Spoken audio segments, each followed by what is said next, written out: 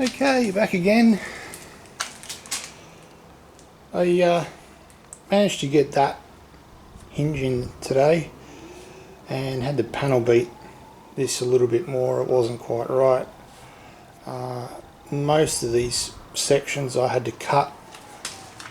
I had to cut over here as well, purely because what happened was I wanted to put this in and I got my final measurements, so all my door pillars are square to the cab back wall, and then I basically, welded all of this up and made sure everything was going to stay square before I started on the hinges on the doors, and got this level. Get into my pile of rubbish. Dead level, and got the right height from the old bit of junk that was down there. So that was the piece there. There it is there, and I just measured up just the distance that I needed.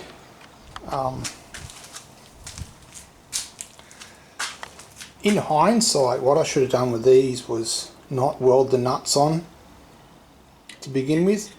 I thought I was saving time by doing the whole lot at once, but I really should have left the nuts unwelded, because a couple of these hinges, the holes aren't exactly the same, so I don't know what was going on there.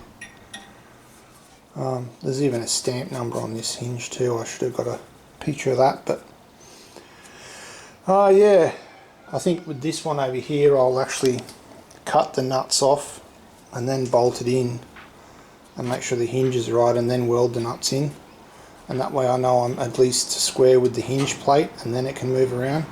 Because I had one of these that was slightly off. I must have taken my measurements from maybe the other side, I can't remember, but yeah, one was just slightly out, so I put that one back and use this one. Yeah, a lot of fiddling around, hours and hours of fiddling around, obviously, to try and get that gap running up. And mind you, this isn't where it's supposed to be. I've still got to manipulate this edge and trim it down. But the gap there is large, but I'm going by those measurements there, and I'm measuring to this point from the back wall there, and that's what it says it has to be. So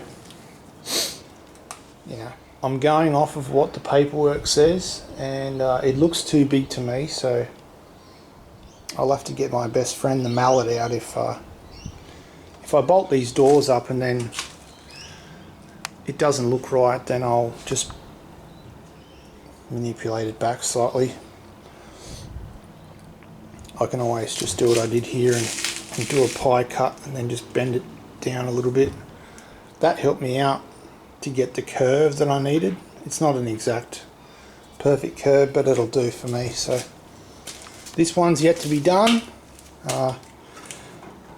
This hinge was already freed up, which I'd done previously, but this one here, I reckon I spent 45 minutes doing this one. It was just, you can see the rust, and so obviously it was pretty bad inside. I heated it and ended up breaking it off the door itself because it was so stuck. But I just welded some new tabs in just to hold it in place for the moment. And